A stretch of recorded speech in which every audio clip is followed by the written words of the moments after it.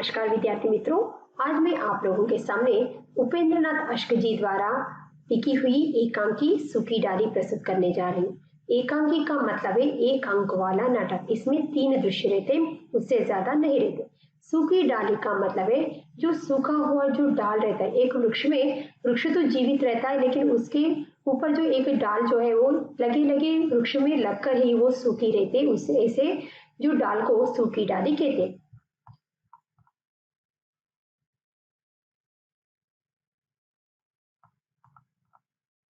एक नाटक होने के नाते पात्र परिचय, इसमें 3 दृश्य आता है। सबसे पहले पात्र परिचय।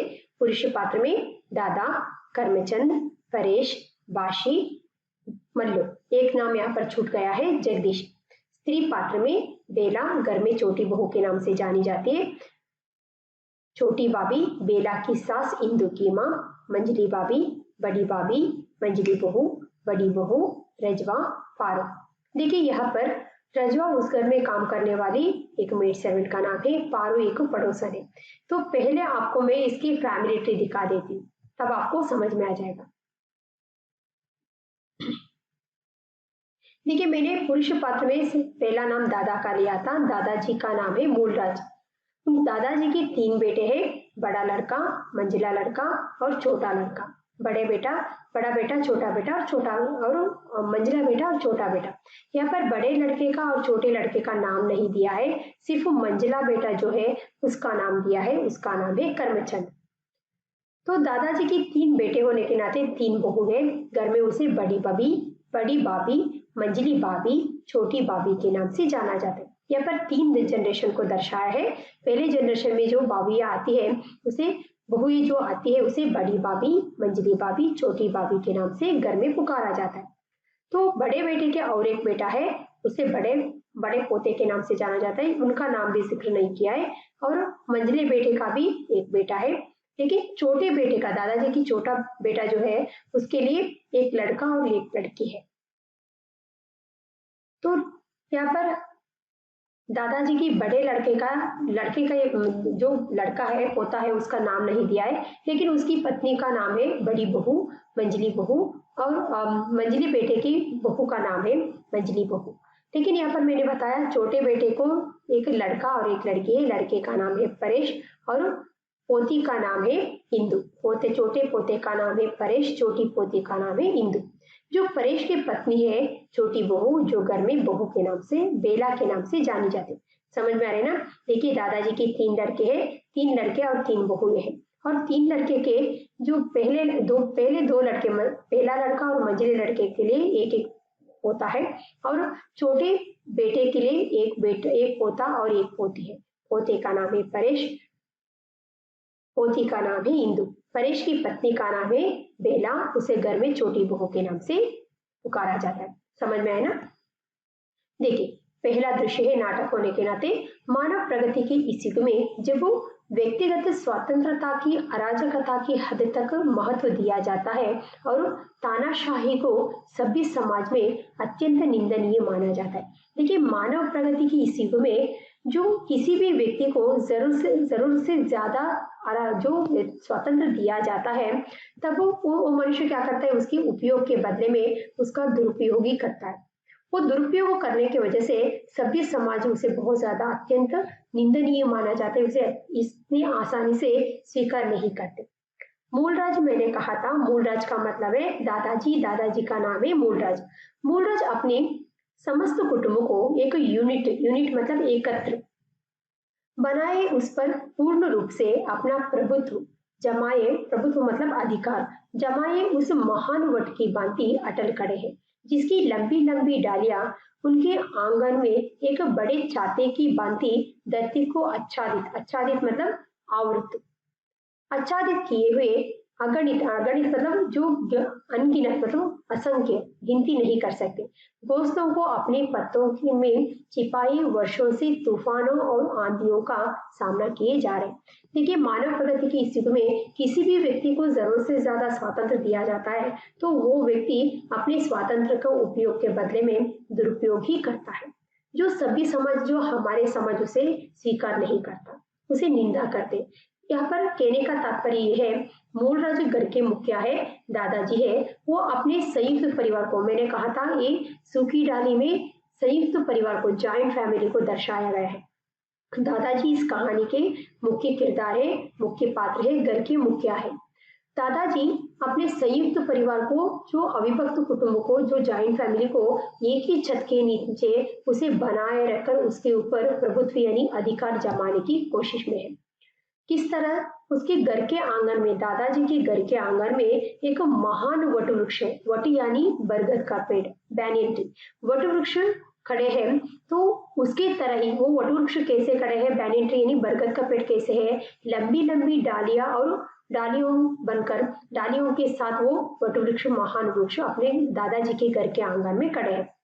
वो अपने अपने लंबे लंबे डालियों और उनके पीछे अनगणित मतलब अनेक, वो अपने घर के आंगन में लंबी लंबी डालियों को फैलाकर वो छाते के जैसे, छाते यानी अम्ब्रेला, छाते के जैसे वो पूरे घर के आंगन को क्या किया है, आच्छादित मतलब फैलाया है, एक छाते के जैसे वो आवृत हुआ है।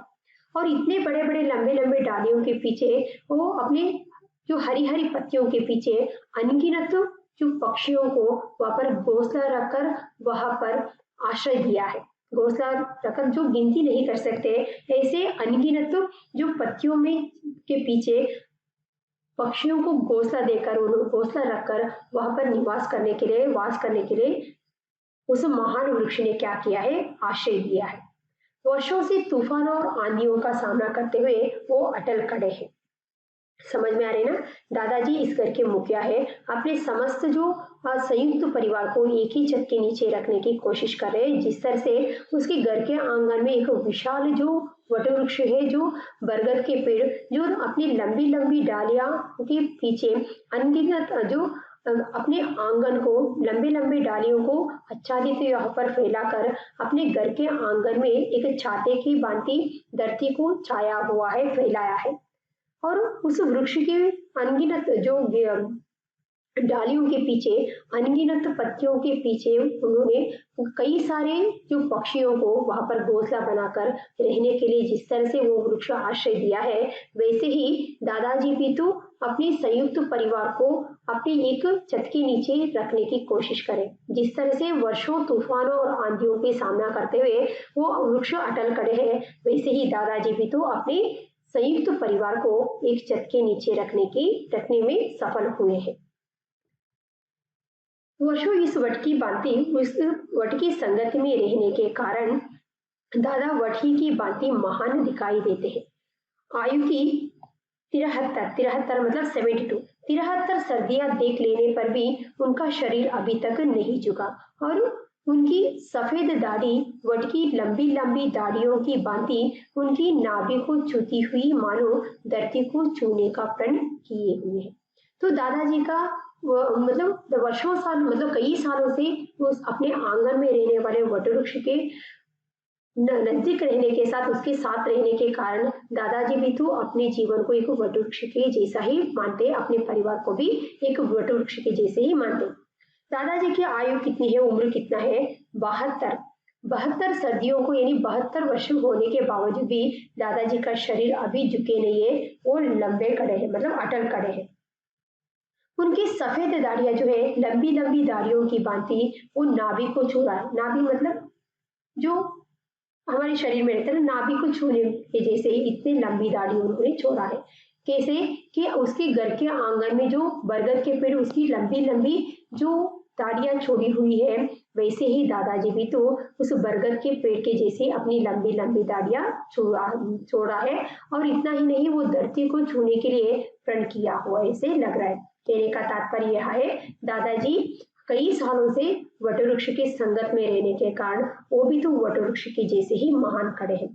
72 सदियों को देखने के बावजूद भी, इतनी उम्र होने के बावजूद भी दादाजी का जो उसका शरीर अभी झुके नहीं है। सफेद दाढ़ियां वट की लंबी लंबी दाढ़ियों की भांति ही अपनी नाभि को छूती हुई मानो धरती को छूने के लिए प्रण किया है। ऐसे दादाजी भी तो वट वृक्ष जिस तरह से लंबी लंबी दाढ़ियां छोड़ता है, वो धरती को छूने के लिए, मतलब धरती की पे छूने के लिए वो प्रण किया है, वैसे ही दादाजी भी तो अपने लंबी लंबी सफेद दाढ़ियां छोड़ा है, वो जो नाभि को छू रहा है। दादा का बड़ा लड़का 1914 के महायुद्ध में सरकार की ओर से लड़ते लड़ते काम आया। काम आना मतलब मृत्यु हो जाता है। दादाजी के 3 लड़के हैं, मैंने कहा था। दादाजी का बड़ा लड़का 1914 में 1914 में महायुद्ध में सरकार की ओर से लड़ते लड़ते वो काम आया, मतलब उनकी मृत्यु हो जाती है, वो शहीद हो जाता है। इसके बदले में सरकार ने दादा को एक मुरब्बा जमीन दी थी। मुरब्बा मतलब एक छोटा सा जमीन का हिस्सा, जमीन का टुकड़ा, जमीन दी थी। किंतु दादा सरकार की इस कृपा ही पर संतुष्ट नहीं रहे। अपने साहस, परिश्रम, निष्ठा, दूरदर्शिता और रसू का मतलब है प्लान, योजना से उन्होंने 1 से 10 मुरब्बे बनाए। मैंने कहा था दादाजी के 3 लड़के, पहला लड़का है, बड़ा लड़का है, 1914 में देश के में जो महायुद्ध छिड़ गया था, महायुद्ध में सरकार की ओर से लड़ते लड़ते वो शहीद हो गया था। जो कॉम्पनसेशन के तौर पर, परिहार के तौर पर दादाजी का बड़ा लड़का शहीद होने के नाते दादाजी को सरकार के तौर पर एक छोटा सा मुरब्बा यानी छोटा सा जमीन का टुकड़ा मिला था। जो सरकार के द्वारा दी गई छोटी सी मुरब्बे जमीन पर ही ना खुश होकर दादाजी ने अपने साहस से, परिश्रम से, निष्ठा से, दूरदर्शिता मतलब आगे की सोच रखने वाले दादाजी अपनी योजना के तहत उन्होंने क्या किया, सरकार के द्वारा जो एक छोटी सी जमीन की टुकड़ा मिला था उससे 10 गुना उन्होंने अपने परिश्रम से जमीन बना दिया था। उनके 2 बेटे और पोते जमीन, फार्म, डेयरिया और चीनी के उस कारखाने के काम की देखभाल करते हैं जो उन्होंने हाल ही में अपनी जमीन में लगाया है। तो दादाजी अपने परिश्रम से, अपने निष्ठा से, दूरदर्शिता से, अपनी योजना से जो एक जमीन का एक टुकड़ा था उसे 10 गुना उन्होंने जो बढ़ाया था, उसकी देखभाल दादाजी की 2 बेटे, क्योंकि पहला लड़का तो देश के लिए शहीद हुआ था, उनके बचे हुए 2 बेटे और उनके पोते उस जमीन को, फार्म को, डेयरी को, और मिल्क डेयरी हो सकता है, और चीनी की कारखाना यानी शुगर केन की जो कारखाना उन्होंने हाल ही में बनाया था, अपनी जमीन पर हाल ही में उन्होंने लगाया था, उन सब की देखभाल उनके 2 बेटे और पोते देखते थे। सबसे छोटा पोता अभी अभी नायब मतलब उत्तम तहसीलदार होकर इसी कस्बे में लगा है और कुछ ही दिन हुए उसका विवाह लाहौर की एक प्रतिष्ठित तथा संपन्न कुल की सुशिक्षित लड़की से हुआ है। तो दादाजी का छोटा पोता है, छोटे लड़के का एक लड़का है, एक लड़की है। तो दादाजी का छोटा पोता उन्होंने एक उत्तम तहसीलदार बना था, और इतना ही नहीं, वो फर्स्ट पोस्टिंग जो है उसी कस्बे यानी उसी शहर में, दादाजी जिस शहर में रहते थे उसी शहर में उसका पहला पोस्टिंग हो जाता है। और कुछ ही दिन में उनकी विवाह लाहौर की एक प्रतिष्ठित और संपन्न कुल की सुशिक्षित, अत्यधिक पढ़ी लिखी ग्रेजुएट लड़की के साथ उसका विवाह हो जाता है।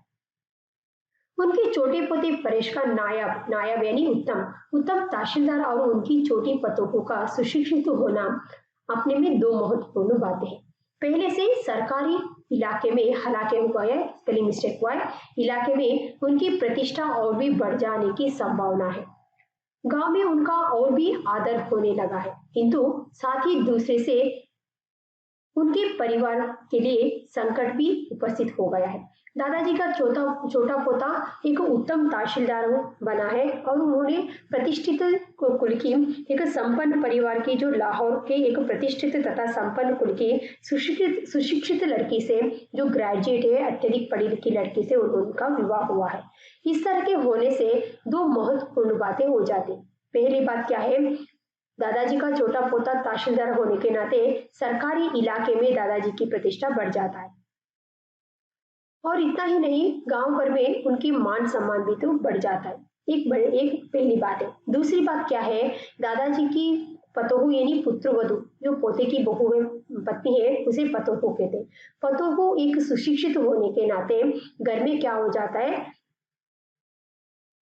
घर के परिवार में संकट उपस्थित हो जाता है, संकट आ जाता है। वो क्या है, आगे देखेंगे।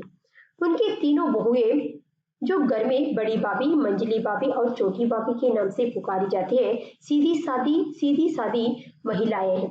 तो छोटी पतोहू, पुत्रवधू आने से पहले घर में जो भी स्त्रियां हैं जो घर में बड़ी भाभी, मंजली भाभी, छोटी भाभी के नाम से जो पुकारी जाती थी, दादाजी की 3 बहुएं हैं, वो सीधी-सादी महिला है, वो पढ़ी लिखी नहीं थी। अब सब उन सब में उनकी पोती इंदु से ही जिसने प्राइमरी स्कूल तक बड़ी सफलतापूर्वक शिक्षा पाई है, सबसे अधिक पढ़ी लिखी समझी जाती थी। तो घर में इंदु छोटी बहू आने से पहले घर में रहने वाले बड़ी भाभी, मंजली भाभी, छोटी भाभी पढ़ी लिखी नहीं थी, अनपढ़ थे, सीधे साधे महिलाएं थे। तो उस घर में पढ़ी लिखी कौन थी? दादाजी की छोटी पोती, छोटी बहू, बेटे की जो बेटी है, जो घर में इंदु के थे, उसका नाम है इंदु। वो पढ़ी लिखी, वो कितनी पढ़ी है? ज्यादा कुछ नहीं पढ़ी है, वो ज्यादा से ज्यादा मतलब वो प्राइमरी स्कूल को कहीं पर भी बिना फेल हुए सफलतापूर्वक उन्होंने प्राइमरी स्कूल की शिक्षा प्राप्त की है और सबसे अधिक पढ़ी लिखी समझी जाती थी। अब तक छोटी बहू आने से पहले उस घर में थोड़ी सी पढ़ी लिखी कौन है? इंदु है। उन्होंने प्राइमरी स्कूल को बिना कहीं फेल हुए सफलतापूर्वक उन्होंने प्राइमरी स्कूल की शिक्षा प्राप्त की थी। इसीलिए घर में अब तक सबसे अधिक पढ़ी लिखी लड़की कौन थी? इंदु थी। घर की जो घर में जो इंदु को सबसे ज्यादा पढ़ी लिखी समझी जाती थी। घर में उसकी चलती भी खूब है और दादा अपनी इस पोती से प्यार भी बहुत करते थे। किंतु इस ग्रेजुएट छोटी पतोहू के आने से जो घर में छोटी बहू के नाम से पुकारी जाती थी, कुटुंब के इस तालाब में इस प्रकार लहरी सी उठने लगी है, जैसे स्थिर पानी में बड़ी सी ईंट गिरने से पैदा हो जाती। देखिए, अब तक घर में छोटी बहू आने से पहले घर में थोड़ी पढ़ी लिखी कौन है? इंदु है। वो बहुत पढ़ी लिखी होने के नाते घर में खूब उसकी चलती थी, राज्य उनका बहुत ज्यादा राज चलता था और दादाजी अपनी छोटी पोती से प्यार भी बहुत ज्यादा करते थे। दादाजी की लाडली पोती थी। किंतु वो कब तक? ग्रेजुएट पुतोहू यानी छोटी बहू बेला आने तक। घर में छोटी बहू के नाम से जो पुकारी जाती है, उसका नाम है बेला। बेला आने तक इंदु की घर में बहुत ज्यादा राज चलता था। जैसे ही छोटी बहू घर में शादी करके आती है, परेश से शादी करके आती है, तो शांत कुटुंब के इस शांत तालाब में छोटी बहू आने से क्या होता है? एक शांत तालाब में एकदम से बड़ी सी ईंट गिर डालने से किस तरह से लहरें उठती है, वैसे ही शांत परिवार में संकट आ जाता है। देखिए, एक नाटक होने के नाते पर्दा उठता है। पर्दा बरामदे के इमारत के बरामदे में खुलता है। वास्तव में यह बरामदा घर की स्त्रियों का रांदेव रांदेव का मतलब है जो मीटिंग करते हैं ना, गपशप करते हैं, जो गॉसिप न्यूज करते हैं, ऐसे स्थल को रांदेव सम्मिलित स्थल है। दिन भर इसमें कोलाहल मचा रहता है। कभी घर की स्त्रियां यहाँ धूप लेती है, कभी चरखे काटती है, कभी गप्पे लड़ाती है, कभी लड़ती झगड़ती है और कुछ ना हो तो स्नानागार में पड़े कपड़े ही धोया करती है। देखिए, ये एक नाटक होने के नाते रंगमंच पर पर्दा उठते ही रंगमंच पर क्या क्या दिखाया जाता है, स्टेज पर क्या दिखाई देता है, उसके बारे में वर्णन किया है। पर्दा उठते ही इमारत यानी घर के अंदर बरामदे है। बरामदे मतलब आंगन। आंगन में, घर के आंगन में पर्दा उठता है, वहां पर नाटक प्रारंभ होते हैं। वास्तव में ये बरामदा जो है, जो आंगन है, क्योंकि एक संयुक्त परिवार होने के नाते उस घर में रहने वाली स्त्रियों की रांदेव यानी मीटिंग करने की, गपशप करने की, या वहां पर बैठकर जो इधर उधर की बातें करने की, गॉसिप बातें करने की स्थल है। घर की सारी स्त्रियां वहां पर बैठकर मीटिंग करने की एक स्थल है। वहां पर पर्दा उठता है। दिन भर तो वहां पर कोलाहल मचा रहता है, कोई ना कोई वहां पर बैठकर गप्पे लड़ाते रहते। इतने बड़े घर होने के नाते घर की सारी स्त्रियां जो है, कभी घर की स्त्रियां वहां पर धूप लेती रहती है, धूप सेकती रहती है, कभी चरखा काटती रहती है, कभी गप्पे लड़ाती है। चरखा काटना मतलब चरखा चलाना, और कभी गप्पे लड़ाते और कभी कभी झगड़ा भी तो होते, लड़ते रहते। कुछ भी नहीं हुआ तो घर के कितने बड़े संयुक्त परिवार होने के नाते घर के इतने सारे कोई धुलने वाले कपड़े रहते हैं, वहां पर स्नानागार में कोई ना कोई कपड़े धोते नजर आते हैं। वहां पर पर्दा उठता है। पर्दा उठने के बाद घर के आंगन दिखाई देते हैं। यह स्नानागार बाहर के आहते में है। यह दाई दीवार के कोने में जो दरवाजा है, उसके साथ ही बाहर को। तो आंगन के जो स्नानागार है, आंगन में ही स्नानागार है। स्नानागार के जो आहते हैं, बड़े से जो डोर है, वो दाई दीवार के कोने से बाहर जाने के लिए भी तो रास्ता है। रसोई आदि से निपटकर दोपहर के बाद घर की 2-4 स्त्रियां प्रायः रोज वहां कपड़े धोया करती है और निरंतर धप धप की ध्वनि इस बरामदे में गूंजती है। तो रसोई घर से सारे काम निपटने के बाद, सारा काम काज होने के बाद, दोपहर के बाद, क्योंकि सुबह तो खाना बनाना ये सब रहता है, दोपहर के बाद जब घर की स्त्रियां फ्री होते हैं तो उस घर में धुलने वाली कपड़े, मैले कपड़े को धोती हुई नजर आती, इसीलिए उस आंगन से निरंतर कपड़े धोने की धप धप इस तरह की आवाज सारे बरामदे में गूंजती रहती है। सामने दीवार के बाएं कोने में छोटी सी गैलरी है जिसमें दोनों ओर आमने सामने पहले मंजिली बहू की और बड़ी बहू की कमरे हैं जिसकी खिड़कियां बरामदे में खुलती है। फिर मंजिली भाभी और बड़ी भाभी की, छोटी भाभी जो इंदु की माँ और छोटी बहू बेला की सास है, छोटी भाभी का कमरा दाई ओर है, छोटी बहू का कमरा ऊपर की छत पर है और बाई दीवार में सीढ़ियां बनी है जो ऊपर को जाती है। देखिए वहां पर इंटीरियर पर्दा खुलते ही अंदर क्या क्या दिखाई देता है उसके बारे में बताया। एक संयुक्त परिवार होने के नाते घर के आंगन बीच में उसके चारों ओर कमरे हैं। पहले कमरे में क्या है, पहले कमरे में मंजिली बहू और बड़ी बहू आमने सामने उसके कमरे हैं और फिर मंजिली भाभी और बड़ी भाभी की कमरे आमने सामने है और उसके बाद छोटी भाभी जो इंदु की माँ है और बेला की सास है उसके कमरे में। मान लीजिए एक साइड में 3 कमरे हैं, दूसरे साइड में 2 कमरे हैं जो आमने सामने खुलता है, उसकी खिड़कियां जो है बरामदे में खुलता है, आंगन में खुलता है। मैंने 3 बहुएं हैं और 3 भाभियां हैं, 3 बहुएं हैं। यहाँ पर 3 भाभियों की कमरा एक साइड में है, 3 बहुओं की कमरा एक साइड में। अब वो बची कौन, छोटी बहू छोटी बहू बेला, उसकी कमरा जो है ऊपर है, वहां जाने के लिए बाई दीवार से सीढ़ियां है, वहां से चढ़कर ऊपर जा सकते। सामने की दीवार के साथ गैलरी के इधर को 2 तख्त बिछे हैं, 2 एक चारपाई दीवार के साथ खड़ी है, एक पुरानी फैशन की बड़ी आराम कुर्सी भी सामने की दीवार के साथ लगी है।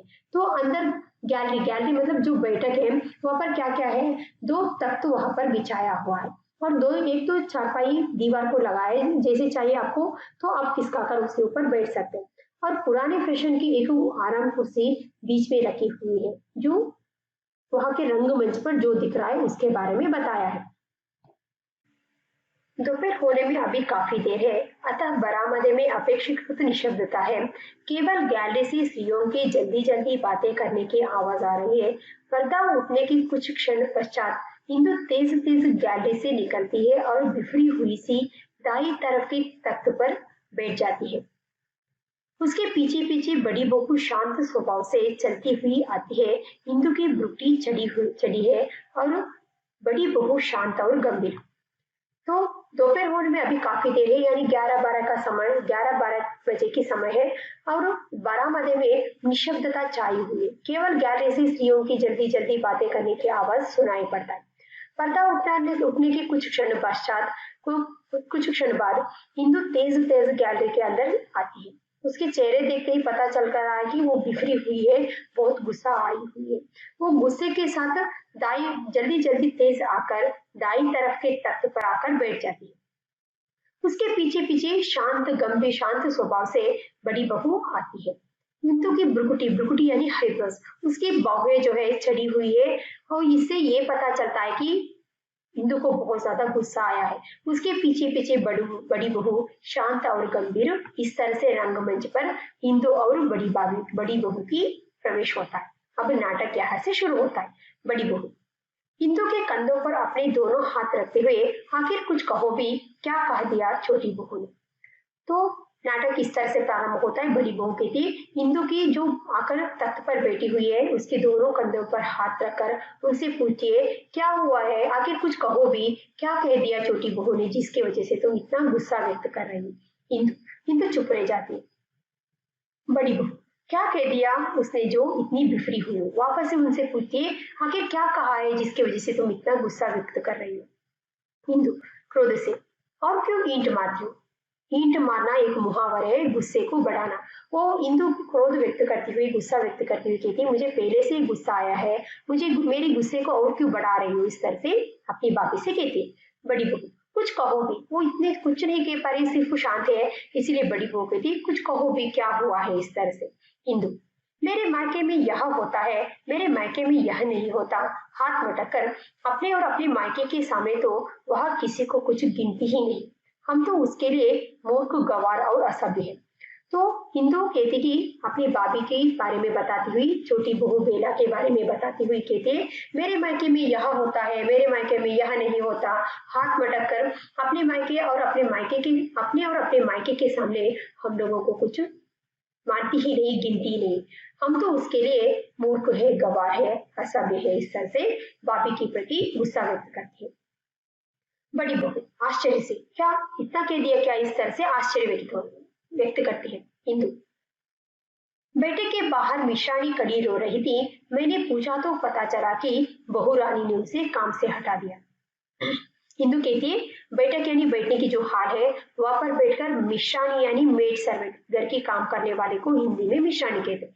तो बैठक के बाहर मिशानी बैठकर रो रही थी, खड़ी होकर रो रही थी। मैंने रोने के कारण पूछा तो पता चला कि बहू रानी ने मिशानी को काम से हटा दिया।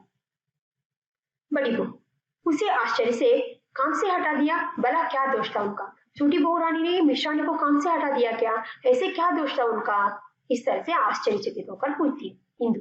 दोष यह था कि उसे काम करना नहीं आता। तो वो कहती उसकी दोष यह है, उसे काम करना नहीं आता। बड़ी बहू स्तब्धित होकर, काम करना नहीं आता? वो आश्चर्यचकित होकर पूछती क्या काम करना नहीं आता उसे? इस तरह से इंदु। उस बेचारी ने कहा भी कि मैं 10-5 दिन में सब सीख आऊंगी। भला कई कई का मतलब है कितने कितने दिन हुए हैं मुझे आपका आपका काम करते, किंतु बहुरानी ना मानी। जाड़ो उन्होंने उसके हाथ से छीन लिया और कहा कि हट तू, मैं सब कुछ स्वयं कर लूंगी। अभी तक इतना भी सलीका, सलीका मतलब तरीका, तरीका नहीं कि बैठक कैसी साफ की जाती है। 5-10 दिन में तू क्या सीख जाएगी? और छोटी मिशानी ने तो, उस बेचारी ने मिशानी ने तो छोटी बहुरानी से, बेला से 5-10 दिन की मोहलत मांगी, समय मांगी। कि वो कहने लगी मुझे 5-10 दिन की मोहलत दे दीजिए, समय दे दीजिए। कितने दिन हुआ है मैं आपके काम करते हुए, इसलिए मुझे 5-10 दिन की मोहलत दे दीजिए, उतने में मैं आपकी सारा काम सीख लूंगी। लेकिन बहुरानी ने उसकी बात नहीं मानी, एक बात भी नहीं मानी। उसके हाथ से जाड़न यानी झाड़ा निकालने के लिए जो हम लोग झाड़ू को एक लंबी सी स्टिक में जो बांध कर जो झाड़ा निकालते हैं, ऐसे को झाड़न कहते। झाड़न जो वो झाड़ा निकाल रही थी उसके हाथ से छीन लिया और उनसे कहने लगी तू यहाँ से हट जा, मैं सब कुछ तो अपने हाथ स्वयं अपने हाथों से सब काम कर लूंगी। अभी तक इतना भी सलीका काम करने का तरीका नहीं आया कि बैठक किस तरह से साफ किया जाते। इतने बरस हो गए इस घर में काम करते हुए, लेकिन बैठक यानी हॉल को किस तरह से साफ करना है ये तुमने नहीं जाना, तुम्हें नहीं आता। और 5-10 दिन में तू क्या सीखेगी? इस तरह से उसे डांट कर उसके हाथ में जो झाड़ा निकालने की झाड़न थी उसके हाथ से छीन कर उसे काम से हटा दिया। बड़ी बहू सलीका नहीं, उसे काम करने का तरीका नहीं आता है क्या? इस तरह से पूछती इंदु। मैंने जाकर समझाया कि भाभी 10 साल से यही मिश्रानी घर का काम कर रही है, घर भर की सफाई करती है, बर्तन मलती है, कपड़े धोती है। जानिए तुम्हारा कौन सा ऐसा काम है जो इससे नहीं होता? और फिर मैंने समझाया कि भाभी नौकरों से काम लेने की भी तमीज होनी चाहिए। जैसे मुझे पता चला कि छोटी बहू रानी ने बेला ने मिशानी को काम से हटा दिया, तो मैं जाकर भाभी को समझाने की कोशिश की। मैंने समझाया भाभी ये मिशानी हमारे घर में 10 साल से काम कर रहे हैं और घर भर को साफ रखना, बर्तन धोना, बर्तन मलना, कपड़े धोना, ये सब काम तो वो 10 साल से हमारे घर में काम कर रहे हैं। तुम्हारे ऐसे कौन सा काम है जो इनसे नहीं हो रहा है? और मैंने ये भी समझाया कि भाभी को, भाभी नौकरों से काम लेने की भी तो एक तमीज होता है, एक तरीका होता है, एक तरीका आनी चाहिए, तरीका होनी चाहिए। इस तरह से मैंने समझाया। बड़ी बहू हाँ और क्या, मतलब हाँ तुमने बिल्कुल सही कहा, इस तरह से कहती इंदु। जट से बोली वह तमीज तो बस आप लोगों को है। मैंने कहा तुम तो लड़ते हो। मैंने सिर्फ यह कहना चाहती थी कि नौकरों से काम लेने का भी ढंग होता है। तो मैंने कहा कि इतना समझाने के बाद वो झट से बोली हाँ वह तमीज तो मुझे नहीं आता, काम वाले से काम लेने की तरीका तो मुझे नहीं आता, बस आप लोगों को आता है। तो तब मैंने कहा भाभी को समझाया, भाभी मैं तो आपको समझाने के लिए आई थी, आप तो लड़ने के लिए तैयार हो गए। और मैंने फिर वापस से कहा नौकरों से काम लेने की भी तो एक ढंग होता है, एक तरीका होता है। इस पर तुनक कर बोली, और वो वह ढंग मुझे नहीं आता, मैंने नौकर जो यही आकर देखा। तो इस बात पर वो तुनक कर यानी एकदम से चिढ़कर उल्टा जवाब दे दिया। उन्होंने कहा कि काम वालों से काम लेने का तरीका ढंग मुझे नहीं आता, क्योंकि मैंने अपने बाप के घर में नौकर को तो नहीं देखा है। नौकर को तो यही आकर देखा। इस तरह से तुरंत वो चिढ़कर मुझे उल्टा जवाब दे दिया।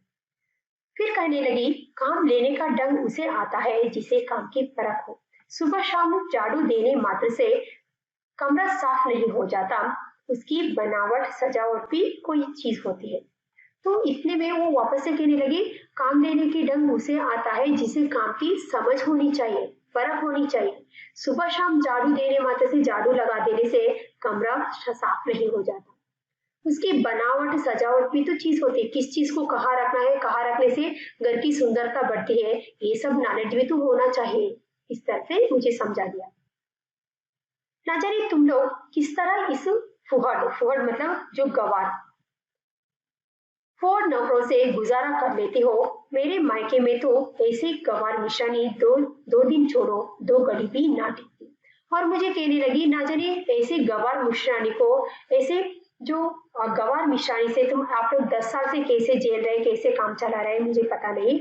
हमारे मायके में तो ऐसे गवार मिश्रानी 2 दिन तो छोड़ ही दीजिए, 2 घड़ी यानी 2 घंटे भी हम लोग नहीं बर्दाश्त कर सकते, हमारे घर में नहीं टिक सकती। इस तरह से कहती है बड़ी बहू। कहीं उसने यह सब बातें इतना सब कह दिया क्या? इस तरह से आश्चर्यचकित होकर पूछती है इंदु। और कैसे कहती, और कैसे कही जाती है? जब से आई है यही तो सुन रहे हैं। नौकर अच्छे है तो उसके मायके में, खाना पीना अच्छा है तो उसके मायके में, कपड़े पहनने का ढंग आता है तो उसके मायके वालों को। हम तो ना जाने कैसे जी रहे।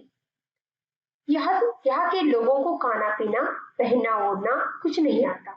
हमारे नौकर गवार, हमारे पड़ोसी गवार, हम स्वयं गवार। और वो कहती कि, और क्या कहती है? जब से आई है यही तो सुन रहे हैं कि जब से आई है यही कह रहे कि नौकर अच्छे है तो उसके मायके वालों में, मायके में खाना पीना अच्छा बनता है तो उसके मायके में, कपड़े कपड़े पहनने की ढंग यानी तरीका आता है तो उसके मायके वालों को।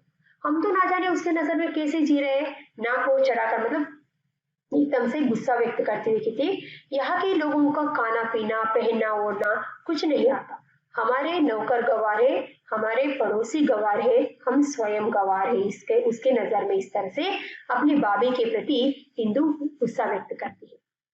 बड़ी बहू चकित विस्मित सिर्फ सुनती, वो आश्चर्यचकित होकर सिर्फ सुनती रहती। हिंदू, मैंने भी कह दिया, क्या बात है भाभी, तुम्हारे मायके की एक नमूने तुम ही जो हो। एक मिशानी और ले आती तो हम गवार भी उसे कुछ सीख लेते। मैंने भी अच्छे से करारा जवाब दे दिया। मैंने भी कह दिया, क्या बात है भाभी, अपने मायके की एक नमूना यानी एक उदाहरण तो आप आई हुई हो। एक मिशानी यानी एक काम वाले भाई भी आप साथ लेकर आते, हम गवार भी उससे कुछ सीख लेते। इस तरह से मैंने भी जवाब दे दिया। तभी क्या होता है, दाई दीवार के कमरे से छोटी भाभी, इंदु की माँ और छोटी बहू बेला की सास प्रवेश करती है। उसके पीछे पीछे रजवा है। तो तभी क्या होता है, रंगमंच पर दाई दीवार के कमरे से छोटी भाभी यानी इंदु की माँ, बेला की छोटी बहू, बेला की सास, उसकी प्रवेश होता है। उसके पीछे पीछे काम करने वाली बाई जिनका नाम है, मिश्रानी का नाम है रजवा, वो प्रवेश करती है। उन दोनों का रंगमंच पर प्रवेश होता है। छोटी भाभी, क्यों इंदु बेटी, क्या बात है? यह रजवा रो रही है क्यों? कोई कड़वी बात कर दी छोटी बहू ने इसे। तो आते ही वो कहती अपनी बेटी से पूछती, क्यों इंदु बेटी, क्या बात हो गई है? रजवा किस वजह से रो रही है? छोटी बहू ने ऐसी कौन सी कड़वी बात कह दी जिनकी वजह से रजवा रो रही है? इंदु, मीठी वे कब करती है जो आज कड़वी कही? जब से आई है कड़वी बात ही बता रहे हैं, मीठी कब बात करती है जो आज जाकर वो कड़वी कहेगी? इस तरह से गुस्सा व्यक्त करती है छोटी बहू। यहाँ आज तो कैसी जली कटी बातें सुना रही हो? छोटी बहू से झगड़ा हो गया क्या? तो वो कहती कि आज तो कैसी जली कटी मतलब किसी मन को छू देने वाली बातें बता रही हो, छोटी बहू से तुम्हारा झगड़ा हो गया क्या? इस तरह से अपनी बेटी से पूछती है रजवा। भरे हुए गले से माँ जी, आज उन्होंने बरबस बरबस मतलब फोर्सफुली, जबरदस्ती बस उसे मुझे काम से हटा दिया। इतने बरस हो गए आपकी सेवा करते, कभी किसी ने इस प्रकार अनादर ना किया था। मुझे तो माँ जी आप अपने पास रख लीजिए, अपने पास ही रखिए। मैं आज से उनका काम ना करने जाऊंगी। तो रजवा भरी हुई आवाज में रोना आ जाता है। भरे हुए गले से कहती है, माँ जी आज उन्होंने मुझे जबरदस्ती काम से हटा दिया। इतने बरस हो गए, इतने साल हो गए आपकी सेवा करते हुए, आपके घर में काम करते हुए, लेकिन कभी किसी ने इस प्रकार का अनादर मुझे नहीं किया, इस तरह से अवमान नहीं किया। मुझे तो आप माँ जी आप अपने पास रखिए। मैं आज के बाद छोटी बहू रानी की काम करने के लिए मैं नहीं चाहूंगी। इस तरह से वो रोना शुरू कर देती है। छोटी भाभी, वह तो बच्ची है मिश्रानी, तू भी उसके साथ बच्ची हो क्या? वो कहती कि वो तो छोटी बच्ची है, तू भी उसके साथ बच्ची हो क्या? इस तरह से समझाती है। हिंदू, वो बिचक जी हाँ बच्चे है, रोटी को चोची कहती है, उसे तो बात ही कभी नहीं आती क्रोध से। अपने मायके के सामने तो किसी को कुछ समझती ही नहीं। गजबर की जबान। तो इंदु अपनी माँ को बहुरानी की तरफदारी करते हुए देखकर गुस्सा आ जाती है और वो कहती कि जी हाँ इतनी छोटी बच्ची है, ठीक तरह से रोटी भी प्रोनाउंस नहीं कर पाती है और रोटी को चोची कहती है, उसे तो बात करना नहीं आता और अपने मायके के सामने तो हम लोगों को कुछ जान समझती ही नहीं है। और गजबर की जबान, इतनी लंबी जुबान है, इस तरह से गुस्सा व्यक्त करती है। बड़ी बहू, बात क्या है ये छोटी माँ कि छोटी बहू को हमारा खाना पीना पहनना ओढ़ना कुछ भी पसंद नहीं। उसे हमसे, हमारे पड़ोसी से, हमारी बात से घृणा है। तब बड़ी बहू कहती, बात यह है छोटी माँ कि छोटी बहू को हमारा खाना पीना पहनना ओढ़ना ये कुछ भी पसंद नहीं है। उसे वो हमसे, हमारे पड़ोसियों से सबसे घृणा करती है। इस तरह से अपनी बात रखती है छोटी भाभी चिंता से। फिर कैसे चलेगी? हमारे घर में तो मिलकर रहना, बड़ों का आदर करना, अपने घर की रूखी सूखी को दूसरों की चुपड़ी से अच्छा समझना, नौकरों पर दया और चोटों पर। मंजली बहू बाहर से हंसती हुई प्रवेश करती। तो छोटी भाभी क्योंकि उसकी बहू के बारे में सब लोग बात कर रहे हैं, उसे चिंता हो जाती। चिंतित आवाज में वो कहती, फिर कैसे चलेगी? क्योंकि हमारा घर तो एक जॉइंट फैमिली है, संयुक्त परिवार में। हमारे घर में सबको मिलजुल कर रहना, बड़ों को आदर देना, सत्कार देना। अपने अपने घर में जो रूखी सूखी रोटी है ना, उसे भी तो चिपड़ी यानी तेल या घी से मली हुई रोटी से किसी तरह कम नहीं है, इस तरह से समझ कर खाना है। और छोटों को प्यार देना और नौकरों पर दया दिखाना, ऐसे कुछ कहने ही वाली थी तो मंजली बहू बाहर से जोर से हंसती हुई रंगमंच पर प्रवेश करती है। मंजली बहू ही हा हा हा, इस तरह से वो हंसती हुई प्रवेश करती। इंदु, क्या बात है भाभी जो हंसी के मारे लोटपोट हुई जा रही? तो इंदु अपनी भाभी को इस तरह से हंसती हंसती हुई जो आती है उसे देखकर कहती, क्या बात है भाभी जिसकी वजह से इतनी हंस रही हो, अपनी हंसी को कंट्रोल नहीं कर पा रही? मंजली बहू ही हा हा हा, हाथ पर हाथ मारकर ही हा हा हा, इस तरह से वापस से हंसती है। ग्याले से मंजली भाभी और बड़ी भाभी प्रवेश करते। तो ग्याले में मंजली भाभी और बड़ी भाभी, देखिए घर में छोटी बहू के अतिरिक्त सारे घर की स्त्रियां वहां पर गैलरी में मौजूद है। दोनों, क्या बात है जो आज इतनी हाहा ही हो रही है? तो दोनों आकर पूछे, क्या बात है जिसकी वजह से इतनी हाहा ही मतलब इतनी हंसी छूट रही है? इंदु, यह भाभी है कि बस हंसे जा रही है, कुछ बताती ही नहीं। और इंदु कहती, जब से आई है सिर्फ हंसी जा रही है, क्या बात है जिनकी वजह से इतनी हंसी छूट रही है, वो कुछ बताती ही नहीं। मंजली बहू, मैं कहती हूँ फिर हंस पड़ती, मैं कहती हूँ इस तरह कहकर वो फिर हंस पड़ती। बड़ी बहू, आखिर कुछ कहो भी, जब से आई सिर्फ हंसी जा रही है इसीलिए। बड़ी बहू कहती, आखिर कुछ कहो भी, क्या हुआ बताओ, इस तरह से पूछती। बड़ी बहू, आज मैं परेश की वह गत बनी कि बेचारा अपना सा मुंह लेकर रह गया, ही हा हा हा। तो वो कहती, भाई आज परेश की तो बहू रानी ने वह दुर्दशा बनाया, वह दुर्गति बनाया, वो छोटा सा मुंह बनाकर रह गया बेचारा कहकर ही हा हा, इस तरह से वापस से हंस पड़ती है।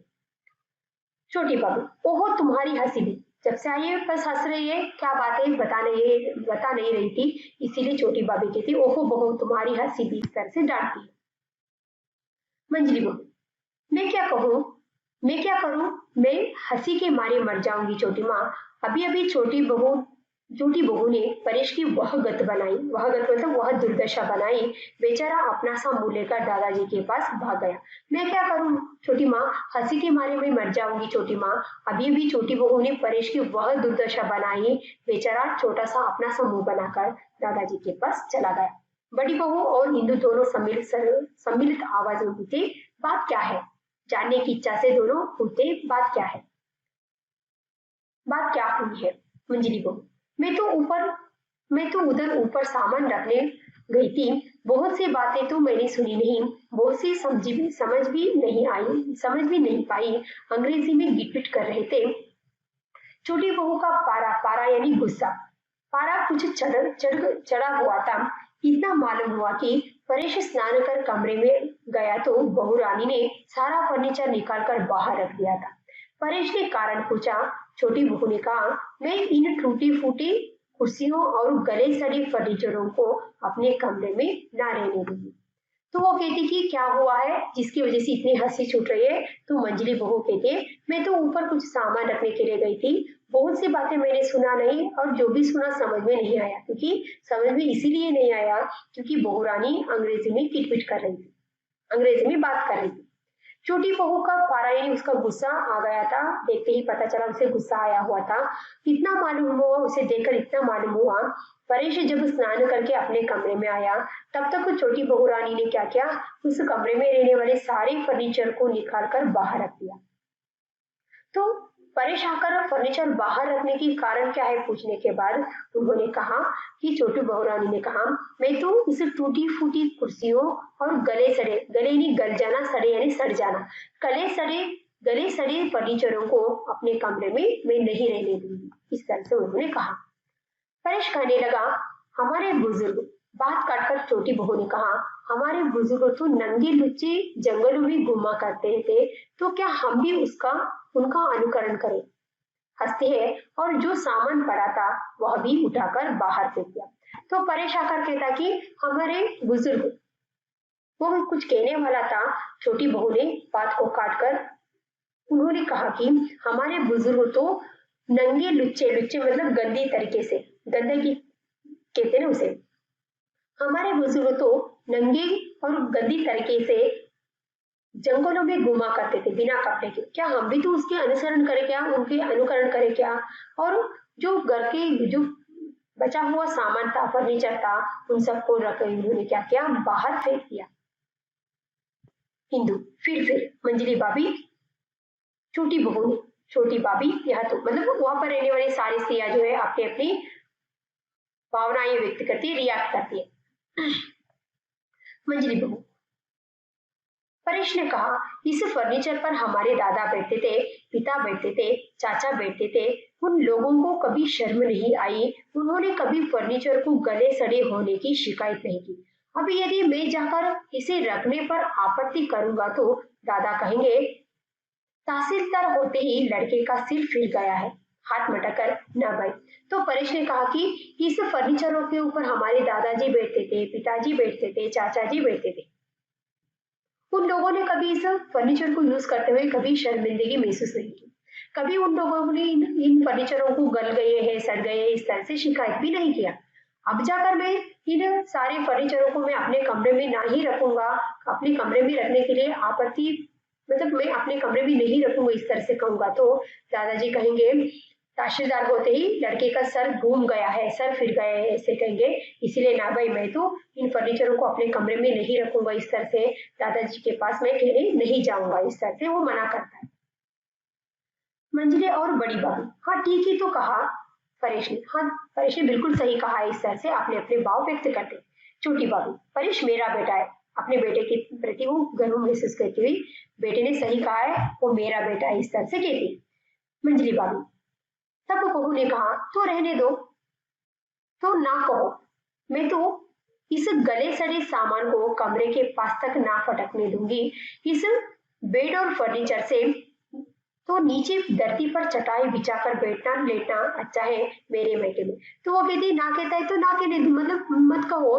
मैं तो इस तरह के गले सड़े सामान के अपने कमरे में तो छोड़ ही दो, कमरे के आसपास से मैं इसे बिल्कुल भी रहने नहीं दूंगी, बर्दाश्त नहीं करूंगी। इस तरह के बेडोल बेडोल मतलब ठीक तरह से जमीन पर नहीं बैठता है, वो लड़खड़ाता रहता है। ऐसे बेडोल को इस फर्नीचरों के ऊपर बैठने से सोने से तो अच्छा है मैं धरती पर चटाई यानी मैट बिछाकर उसके ऊपर बैठना और सोना पसंद करती हूँ। वापस से अपने मेके की लंबी तारीफ करना शुरू कर देती है हिंदू, क्रोध से। बस उसे तो अपने मायके की पड़ी रहती है 24 घंटे। उसे गुस्सा आता है अपनी भाभी के प्रति, इसे लेके थे बस हर वक्त तो अपनी मायके की पड़ी रहती है, हर 24 घंटे अपने मायके के बारे में बात करती रहती है, इस तरह से गुस्सा व्यक्त करती है। मंजली बहू और छोटी बहू ने अपने मायके के बड़े बड़े कमरों और उनके बहुमूल्य फर्नीचर का बखाना बखाना मतलब क्या कहते, तारीफ करना, बखाना किया। हंसती है और परेश महाशय परेश की एक भी ना चलने दी। बेचारा बीगी बली बने दादाजी के पास चले गए कि हा हा हा। तो वो कहती कि छोटी बहू रानी ने अपनी मायके के बड़े बड़े कमरों में और कमरे में रहने वाले बहुमूल्य मतलब बहुत कॉस्टली फर्नीचरों की लंबी तारीफ करना शुरू कर दिया। और परेश महाशय तो छोटी बीगी बिल्ली बनकर छोटा सा मुंह बनाकर रह गया, ही हा इस तरह से वापस से हंसना शुरू कर देती है। हंसती है, दूसरे भी उसके साथ हंसते, मतलब वहां पर रहने वाले सारी स्त्रियां हंसना शुरू कर देती। मंजली बहू मैं तो चुपके से चली आई मुंह बिचाकर, जबान है छोटी बहू की या कतरनी, कतरनी मतलब सीजर, कैंची। और फिर जब वो अंग्रेजी बोलने लगती है तो कुछ समझ ही नहीं आता। परेश बेचारा तो अपना सा मुंह लेकर रह जाता है, जाने तहसीलदार कैसे बन गया है। तो वो कहती कि मैं तो उन दोनों की झगड़ा देकर चुपचाप वहां से खिसक कर आई, वहां से चली आई। जबान है यार छोटी बहू की कैंची, कैंची की तरह उसकी जुबान चलता है और अंग्रेजी तो इतने किटपिट बोलते हैं कुछ भी समझ में नहीं आता। और वो कहती बेचारा परेश तो अपना सा मुंह बना कर रह गया, ना जाने कैसे वो तहसीलदार बन गया है, इस तरह से वो कहती हिंदू। बस जुबान ही जुबान है, जबान ही जबान है, बात तो जब है जब काम भी हो। एक काम को कहो तो 100 नाव को चढ़ाती है। दादाजी ने 4 कपड़े धोने को कहा था तो वे तो पड़े गुसल खाने में गल रहे। तो वो कहती भाभी की जुबान ही जुबान है, बोलने के लिए कहा तो बोलती जाती है, कैंची की तरह उसकी जुबान चलती है, लेकिन कोई काम करने के लिए कहो ना वो नखरा दिखाती है, नाखून चढ़ाती है मतलब नखरा करती है। दादाजी ने 2-4 कपड़े धोने के लिए दिया था, वो तो पड़े पड़े गुसल खाने यानी वॉशरूम पड़े पड़े गुसल खाने में गल रहे, अभी तक उन्होंने धोया नहीं। इस तरह से सिर्फ बातें करती रहती, इस तरह से अपने भाभी के प्रति गुस्सा व्यक्त करती। छोटी भाभी गुसल खाने में गल रहे हैं तो उठा क्यों ना लाई उन्हें, जब बाकर उठा ला और फटाकर आंगन में डाल दे। मैं बहू को समझा दूंगी, इस तरह कैसी चलेगी। और भी चिंता से परेश ने समझाया नहीं उसे। तो वो कहती कि दादा जब बड़ी छोटी भाभी को पता चलता है दादाजी ने छोटी बहू को यानी उनकी बहू को 2-4 कपड़े धोने के लिए दिया, वो तो अभी धुले नहीं है, पड़े पड़े गुसल खाने में गल रहे। तो छोटी भाभी चिंता व्यक्त करती, गुसल खाने में गल रहे हैं और तो उसे देखकर भी ऐसे ही अनदेखा कर दिया क्या, चाह अभी भागते हुए जाकर दादाजी के कपड़े जो गुसल खाने में जो गल रहे हैं उसे धोकर आंगन में फटक कर आंगन में सुखा देना, मैं बहू को समझा दूंगी। इस तरह कैसे चलेगी, इस तरह से अपनी बहू के प्रति चिंता व्यक्त करती। परेश ने उसे समझाया नहीं क्या, इस तरह से चिंता व्यक्त करती हिंदू। परेश की तो जैसे वह बड़ी सुनवाई होती, परेश की बात बहुत ज्यादा मानती है क्या, बहुत ज्यादा सुनती है क्या, इस तरह से गुस्सा व्यक्त करती। मंजली बहू वह मलमल के तान और आबरों की बात याद है ना, अभी तक पड़े हुए हैं, कह कर हार गए परेश महाशय। बहू रानी ने हाथ तक ना लगाया उन्हें और वे शर्म के मारे ले जाते नहीं दादाजी के पास, कचहरी में होंगे तहसीलदार, घर में तो अपराधियों से भी गए बीते हो गए। हंसती है हिंदू और बड़ी बहू भी हंसते। देखिए यहाँ पर एक संयुक्त परिवार होने के नाते, जॉइंट फैमिली होने के नाते जो भी खरीद कर लाते हैं पूरे घर भर वालों को खरीद कर लाते हैं। इसीलिए यहाँ पर उस घर के जो मंझला लड़का है करमचंद पूरे घर भर वालों को मलमल के तान यानी बेडस्प्रेड, आबरो यानी ब्लैंकेट, पूरे घर भर वालों को मलमल के तान और आबरो के कपड़े लेकर आए थे। लेकिन सभी को अच्छा लगा, पसंद आया, सब लोग यूज कर रहे। लेकिन बहू रानी को वो बिल्कुल भी पसंद नहीं आया, ब्लैंकेट और बेडशीट बिल्कुल भी पसंद नहीं आया। उन्होंने उसे छुआ तक नहीं, जैसे लेकर आए थे वही पड़े हैं।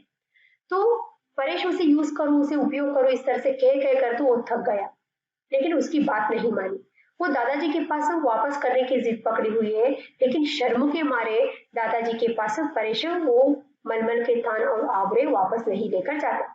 इसीलिए मंजली बहू कहती कचहरी में हो गए वो तहसीलदार, घर में तो अपराधी से भी ज्यादा गया गुजरा जीवन यापन कर रहा है, अपराधी से भी ज्यादा गए बीते गए गुजरे हैं, इस तरह से कहते। सब लोग हंस पड़ते। छोटी भाभी, पर दादाजी के कपड़े तो बड़े बड़े गुसलखाने में गल रहे, दादाजी के कपड़े के क्या हुआ, इस तरह से चिंता व्यक्त करती। बड़ी भाभी, तुम भी ना बहन, क्या इतना पढ़ लिख कर छोटी बहू कपड़े धोएगी। तब बड़ी भाभी कहती कि तुम भी ना बहन इतनी ना समझो, छोटी बहू इतना पढ़ लिख कर हमारे घर में आकर हमारे कपड़े धोएगी क्या, इस तरह से कहती। इंदु, क्यों, उनके हाथ नमक मिट्टी के हैं जो गल जाएंगे। तो वो कहती कि क्या छोटी बहू रानी क्यों नहीं धो सकती, उनके हाथ क्या नमक मिट्टी की से बनी हुई है क्या, जो पानी में जाते ही गल जाएंगे, क्योंकि नमक हो या मिट्टी पानी में डालते ही वो गल जाएगा। इसीलिए इंदु अपनी भाभी के प्रति गुस्सा व्यक्त करती हुई कहती, क्यों भाभी के हाथ क्या नमक और मिट्टी से बनी हुई है जो पानी में डलते ही गल जाएगी, वो क्यों नहीं कपड़े धो सकती, इस तरह से गुस्सा व्यक्त करती। बाहर से दादा की हुक्का गुड़गुड़ाने की आवाज आती है। बाहर से दादाजी आ रहे हैं, क्योंकि बैकग्राउंड म्यूजिक जो है दादाजी की हुक्का गुड़गुड़ाने की आवाज सुनाई पड़ता है। छोटी भाभी, तुम चलो इंदु कपड़े फटक कर आहते आहते मतलब आंगन में डाल दो, शायद उन्हें जरूरत हो, मांगेंगे तो मैं बहू को समझा दूंगी। तो छोटी भाभी कहते, चलो इंदु दादाजी के कपड़े जो गुसलखाने में पड़े पड़े जो गल रहे हैं उसे धोकर फटक कर आंगन में सुखा दो, शायद जरूरत पड़े तो दादाजी पूछेंगे तो देना पड़ेगा, और मैं वो छोटी बहू को समझा दूंगी। इस तरह से कहते पहला दृश्य खत्म होता है, पर्दा गिरता है।